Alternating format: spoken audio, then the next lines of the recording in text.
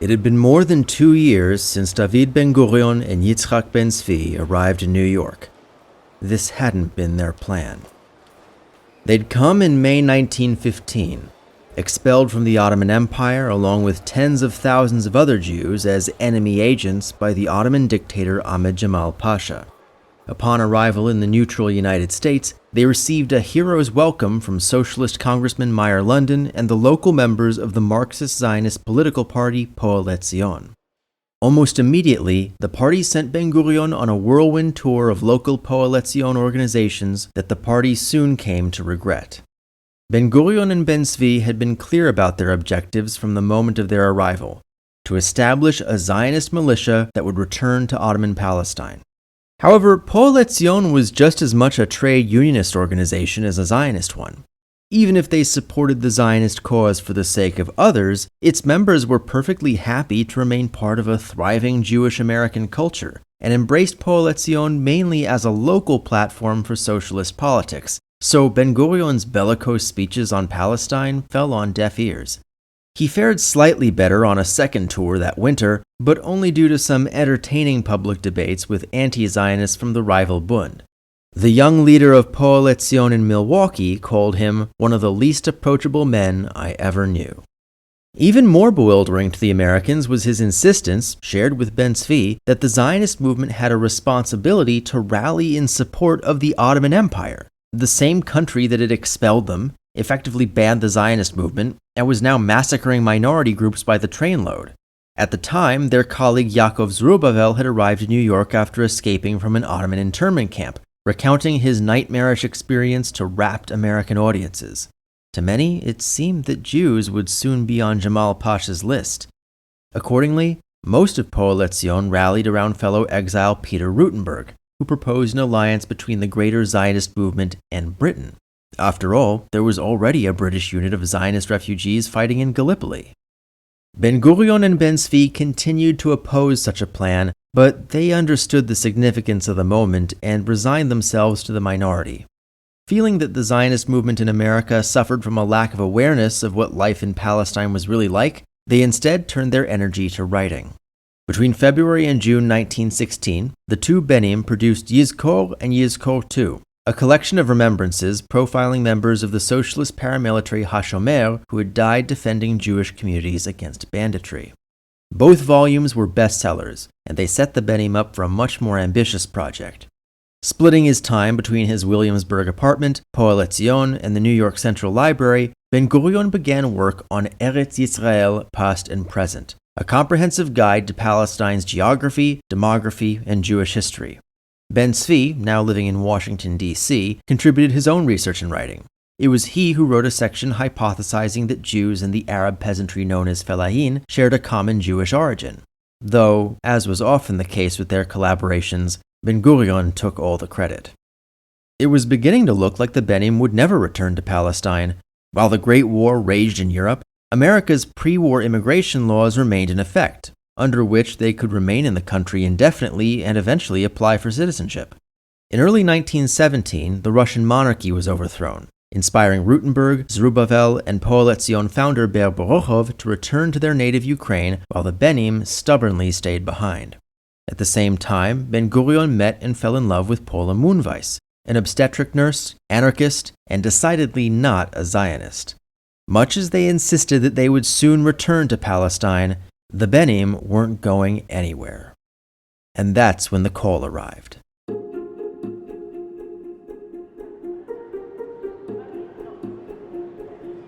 During the final days of the Gallipoli campaign, Colonel John Henry Patterson, commander of the Zion Mule Corps, had fallen gravely ill and spent the next several months recovering in London. In 1915, he'd fought constantly against the prejudice of his fellow high-ranking officers who doubted the fighting spirit of Jewish refugees. Now he received plaudits from around the world, from officers who had witnessed the bravery of the ZMC firsthand, and from friends in high places like former US President Teddy Roosevelt. And in early June, his most enthusiastic correspondent paid him a visit. Vladimir Jabotinsky, the exiled Ottoman representative of the Zionist organization, had balked at joining the ZMC. Under the regulations established by Field Marshal Lord Kitchener, soldiers who were not subjects of the British Empire had been prohibited from serving in combat roles, and their numbers were limited to 2% of any army corps to which they were attached. This had limited the ZMC to a 500-man logistical unit, a grave insult in the eyes of Jabotinsky, who instead spent most of 1915 in Western Europe lobbying for the creation of a Jewish combat unit. It would be an understatement to say that this hadn't gone well. For all his bluster among his fellow Jews, his Russian upbringing had imbued him with a deep fear of government officials, even when they offered help. In Patterson, however, Jabotinsky saw a powerful new ally in the cause. How's your plan progressing? Lord Kitchener is against it. Realities are stronger than Lord Kitchener. Can you help me? Of course. Patterson and Jabotinsky were far from the first people to bring the Zionist cause to Westminster. In 1903, Colonial Secretary Joseph Chamberlain responded to the gruesome Kishinev pogrom by offering the Zionist organization the establishment of a temporary Jewish homeland in East Africa, a proposal that had discredited ZO President Theodor Herzl and inspired Israel Zangwill's rival territorialist movement.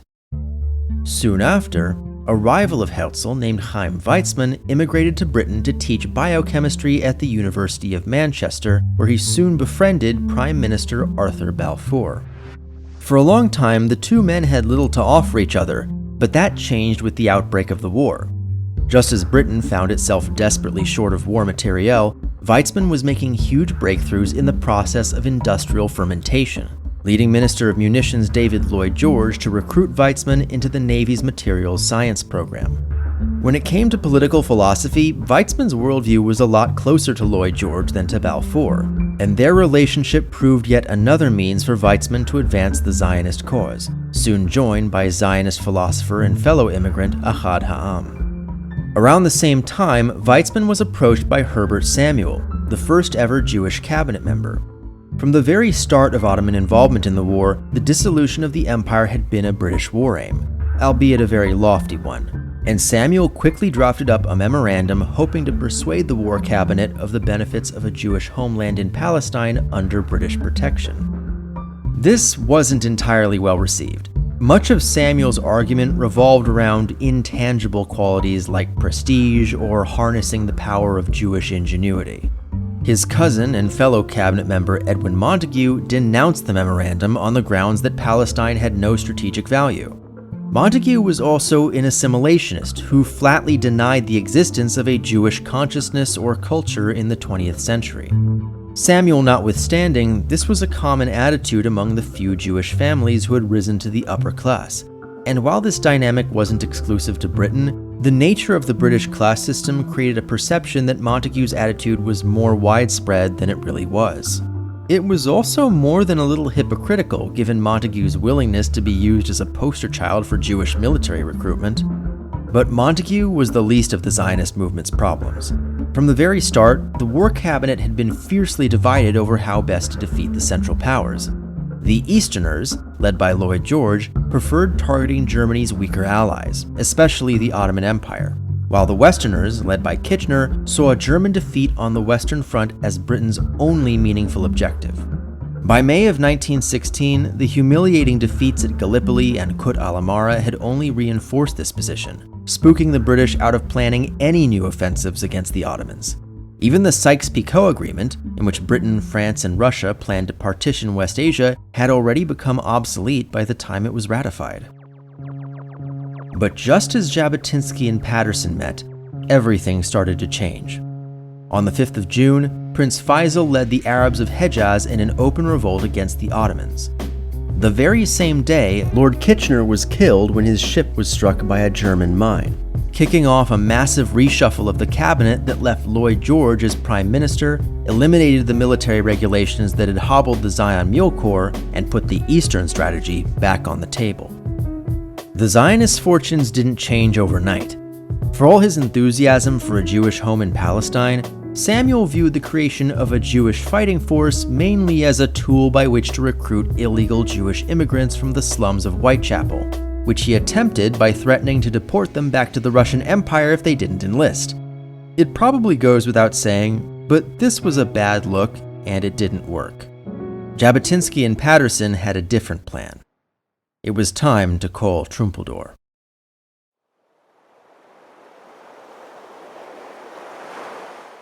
The Zion Mule Corps had not fared well since the evacuation of Gallipoli. In April, at least one company of the muleteers had been ordered to redeploy to Ireland and suppress the Eastern Rising. In a stunning act of insubordination, they refused. Composed mostly of Jewish refugees expelled from Palestine, they argued that their agreement with Britain had been to fight the Ottomans, not to take up arms against Irish patriots, with whom many of them sympathized. With all offensive plans against the Ottomans cancelled, the ZMC was dissolved in late May, its veterans left to languish in the refugee camps of Alexandria.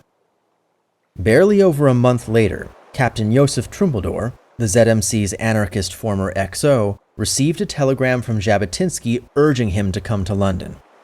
As is often the case with Trumpeldor, what happened next isn't exactly clear, but somehow he convinced 120 of his fellow muleteers to come with him and re-enlist, only to become stranded in Crete when their ship struck an Ottoman mine before finding another means of passage to London. In short order, Patterson worked to give Trumpeldor and his men a temporary assignment as part of the Blackheath and Woolwich Battalion of the London Regiment, at the time serving at the Battle of the Somme.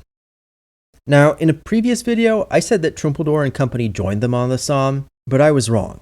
Their attachment to the unit was just an administrative convenience until the government could make a decision regarding Patterson and Jabotinsky's proposal for what was then being called the Jewish Regiment. As a show of conviction, Jabotinsky enlisted as a 36-year-old private, though he was quickly promoted to sergeant. Around the same time, Ottoman Jewish scientist Aharon Aharonson had made his own daring journey to London in an effort to provide valuable military intelligence and convince Whitehall of the efficacy of a Palestine offensive. Though not wholly moved by Aharonson's presentation, the top brass were sufficiently impressed as to send him to Egypt, from which he and his sister Sarah established the Neely spy ring. All the while, the idea of a Jewish regiment was beginning to gain public support. By the year's end, favorable opinion pieces had been published in The Nation, The Guardian, and The Times, buoyed by France raising a legion of Armenian refugees as a contingency against the Ottomans. In January 1917, the venerable Anzacs made their first foray into Palestine, capturing the town of Rafah, and Trumpeldor was invited to speak to Under-Secretary of State for War Lord Derby, bringing Jabotinsky along to supplement his poor English. Jabotinsky offered a familiar proposal: a regiment of Jews for service on the Palestine front in concert with an official government declaration in support of Zionism. Suddenly, Derby noticed Trumpeldor's missing arm, and his questions turned more serious. Though only an undersecretary, he offered them a choice. What do you think would be preferable, to train your platoon as NCO instructors for the Jewish regiment, or to send them at the disposal of Sir Archibald Murray as guides for any eventual operations in the south of Palestine? So far as I know, my familiar soldiers, there are hardly any good as guides for Palestine. General Murray will easily find much better ones. Indeed, Murray had already found the perfect guides in the spies of Neely. Colonel Pownall is very pleased with their progress in all manner of infantry drill. And besides, they speak 14 languages under the sun. Never imagined there were 14 languages under the sun. Yes, my lord, there are. And in order to understand Jews, that's not enough either. Derby was surprisingly confident that the Jewish regiment would soon become a reality, but it would not include Captain Trumpeldor. Though his missing arm, poor command of English, and stateless person status had proved no obstacle in Gallipoli, the War Office deemed it sufficient to bar him from re-enlisting. He offered to be demoted from a captain to a lieutenant, but to no avail. Meanwhile, revolution had broken out in Russia. Emperor Nikolai was gone, and socialism was in the air. At this, Trumpeldor vowed to return there in the hopes of raising another Jewish regiment to fight the Ottomans in his native Caucasus. Failing that, he hoped to recruit and train fellow anarcho-Zionists in Ukraine for collective farming in Palestine after the war. Josef Trumpeldor had never wanted to be a soldier, but once the role had been thrust upon him, he found himself unable to do anything else. Still, he aspired toward peace. As he told Ahad Ha'am in London, In my opinion, I am not a military man, and I am willing to take up weapons only when I cannot see any other alternative. By the time of Trumpeldor's departure, it was already April, and while the creation of a Jewish regiment seemed certain, the timeline remained ambiguous. Reportedly, the government was waiting for a major victory on the Palestine front before announcing the regiment in conjunction with British support for a Jewish home in Palestine. But in August, the government was completely blindsided. See, in all this time, I've avoided mentioning something that's about to become important. British politics no longer had two major parties. It had three. Longtime viewers of this channel may recall that, back in 1907, Poale Zion in Palestine snubbed David Ben-Gurion by selecting Yitzhak Ben-Zvi and party leader Yisrael Shochat to represent them at the Socialist International. This was probably a good thing, because Ben-Zvi and Shochat ended up making a very positive impression on a fellow delegate named Ramsay MacDonald, co-founder of the British Labour Party. In case it wasn't already clear, support for Zionism didn't fall neatly along party lines, but it's fair to say that Labour was the most Zionist. Over the previous decade, Poale Zion had established 4 branches in the UK whose trade unionist activity had only strengthened ties between the two parties. Poale Zion would be fully absorbed into Labour after the war. Labour were also part of a growing minority in Britain who believed that the days of empire were numbered. Initially, most of its members had opposed British involvement in the war, but since then the party had become part of the unity government. And though elections had been suspended due to the war, the demands of the conflict on industry and the loosening of the class system had assured Labour's mainstream acceptance and put them in a good position to push British politics leftward on a variety of issues. So at its party conference on the 11th of August 1917, Labour issued the War Aims Memorandum, which, among other things, called for the establishment of an internationally guaranteed free state in Palestine with a Jewish right of return. By this point, a number of assimilationist Jewish politicians had coalesced in opposition to the Legion, but it was far too late. They did get some concessions. Rather than a standalone regiment, the renamed Jewish Legion would be part of the Royal Fusiliers, and the various Jewish insignia designed for the Legion was scrapped in favor of a simple Star of David sleeve patch.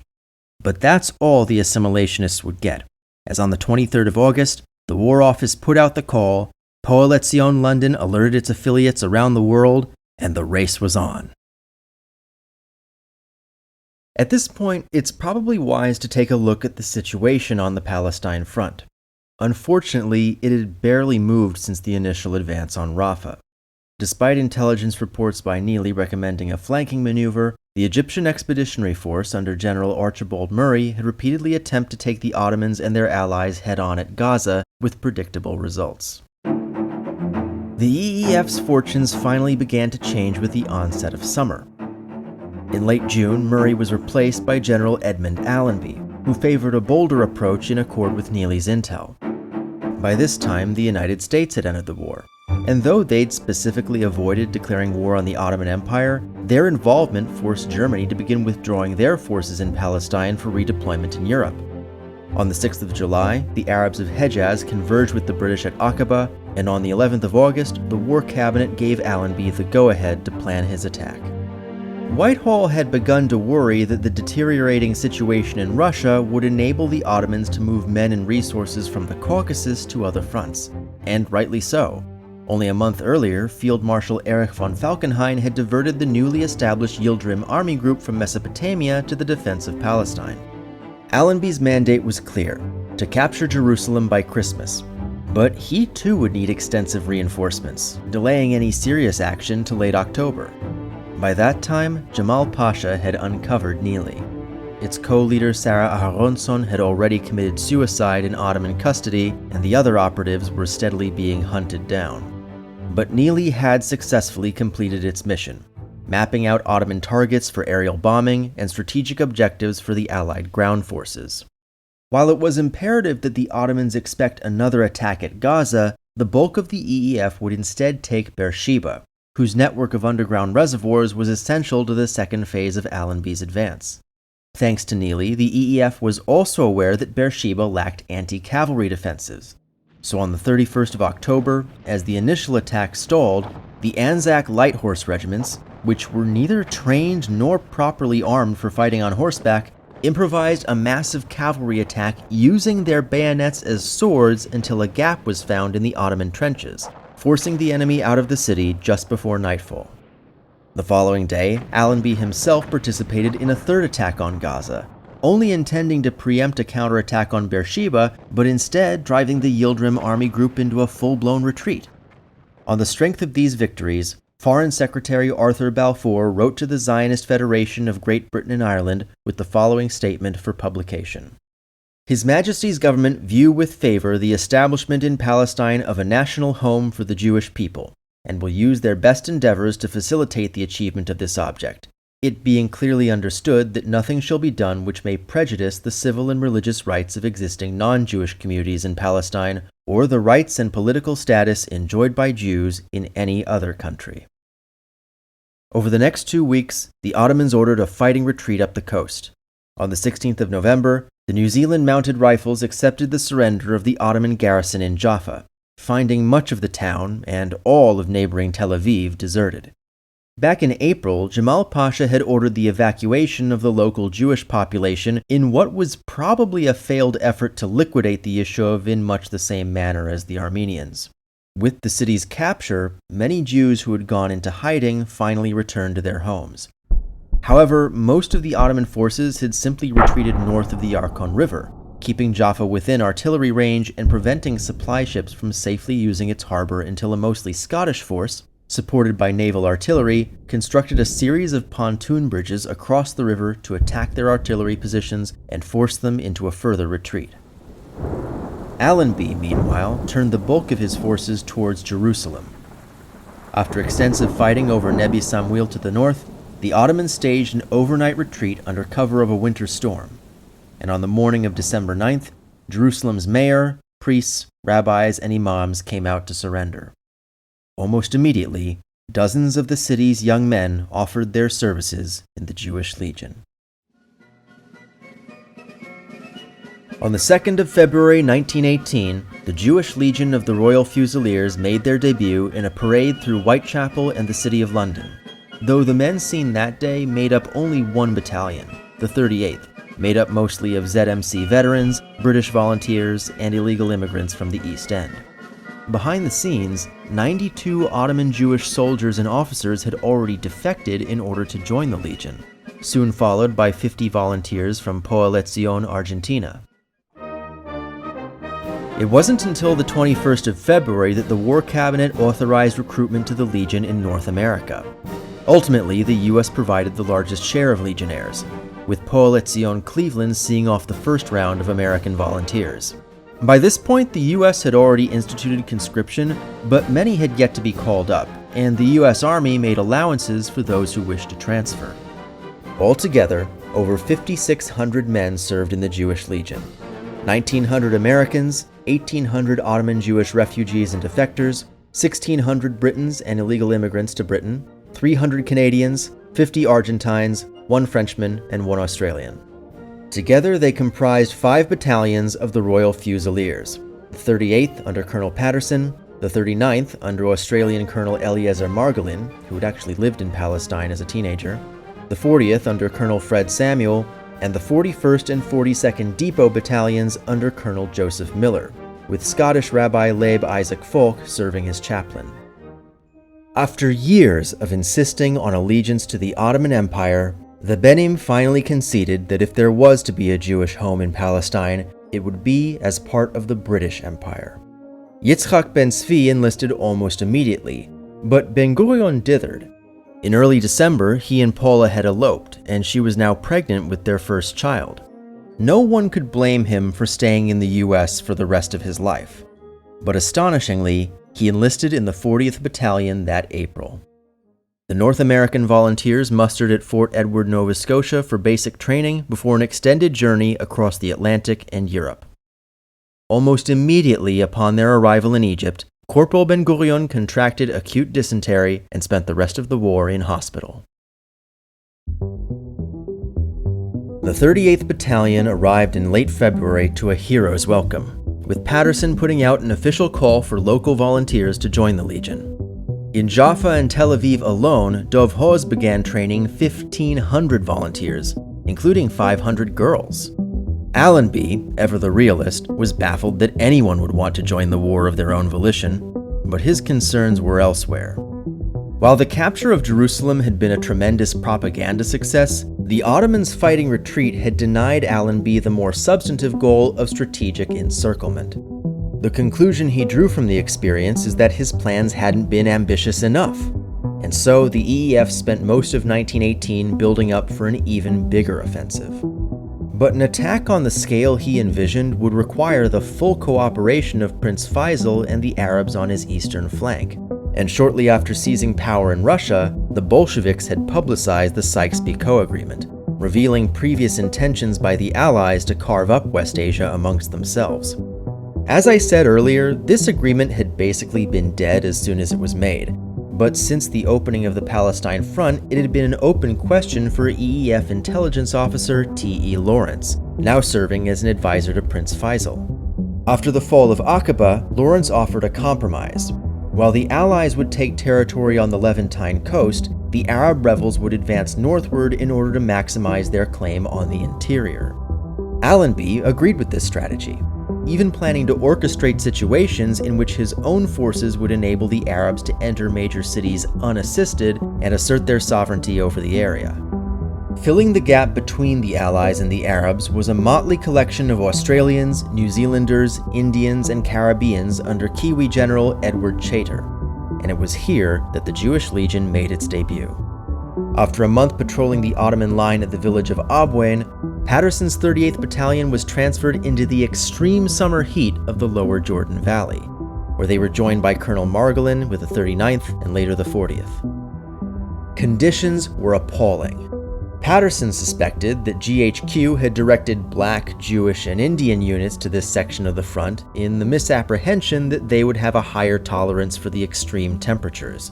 In reality, heat stroke and malaria took men out of action at an alarming rate, cutting the strength of the Jewish Legion nearly in half even before the start of offensive operations. This was also the weakest position on the front, at the complete mercy of Ottoman artillery on the high ground east of the river.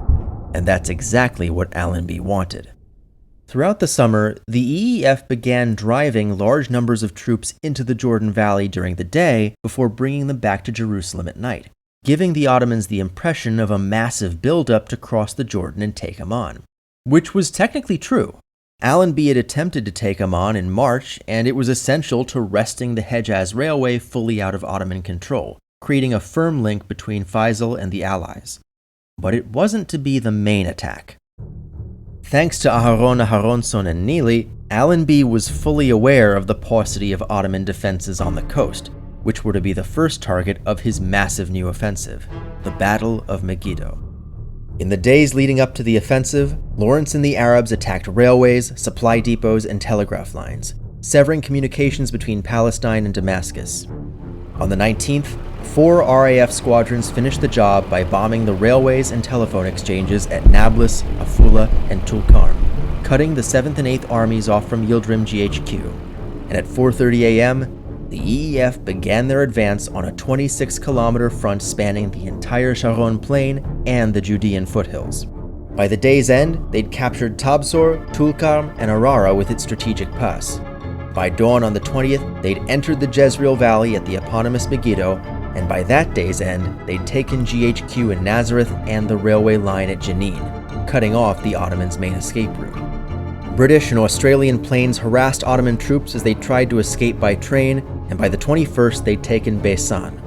Those who did manage to escape by train, including Army Group Commander Otto Liman von Sanders, found themselves stranded south of Daraa as the Arabs, with RAF support, had already destroyed multiple sections of the Damascus Railway. At the same time, the 20th Corps had seized 7th Army headquarters in Nablus, and on the 22nd, Chater's force finally began its advance towards Amman, with the Jewish Legion leading the way. The Ottoman troops in the lower Jordan hadn't yet become aware of the battle to their north and west, which was not to the Allies' advantage as resistance was stiff as ever and the Legion was unable to cross on the 22nd. though Jabotinsky's company was able to drive the Ottomans into retreat the following evening, abandoning the ford at Umeshert for Patterson's column to cross freely. To the south, Margolin and his men crossed over the Gorania Bridge, soon to be renamed the Allenby Bridge, and took their place at Es Salt. On the 24th, Patterson's column was ordered to join them, but only halfway into the cool highlands of the Transjordan, they were ordered back to Jericho to guard newly captured prisoners of war. Thus ended the combat career of the Jewish Legion.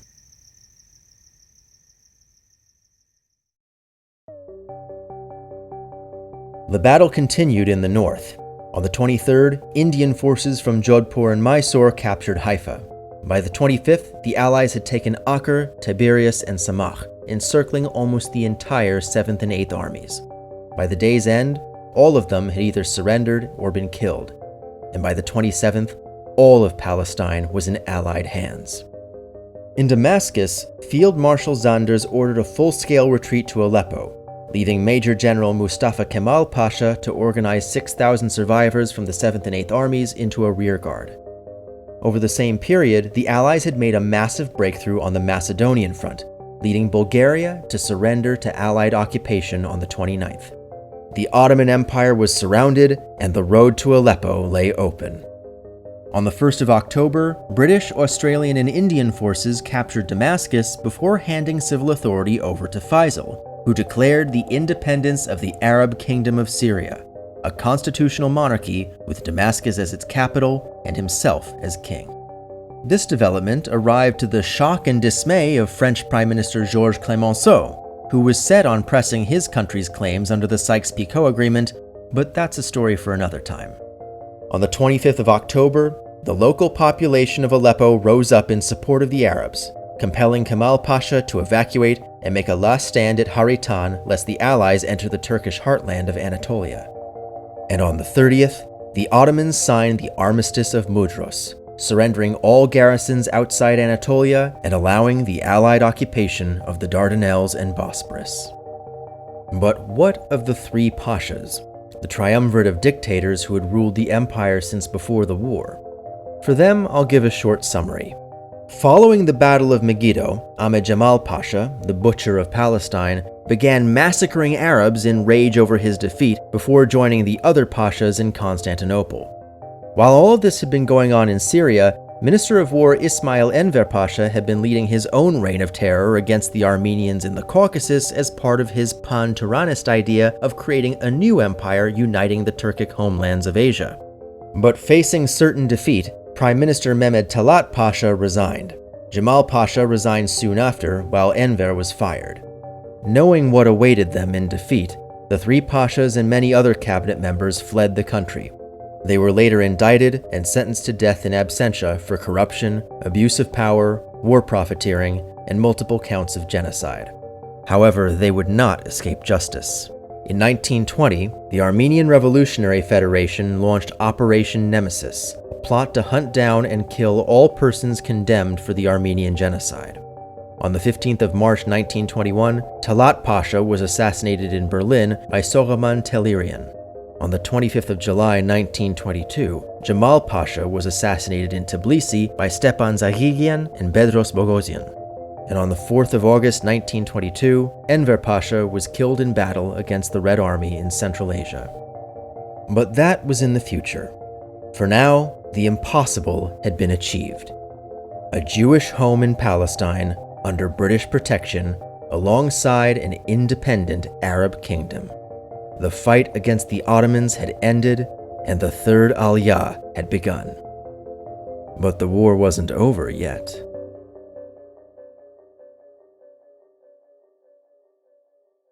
Special thanks to my patrons, including Mir Akbar Ali, Jeremy Biskin, Boris Cherny, FC, Matthew Feinberg, Jay Fleischman, Osha Gordon, Bob Huddy, Raphael Kellerman, Sol Cohn, Jacob Kossoff, Eric Lederman, and Jeffrey Schweitzer.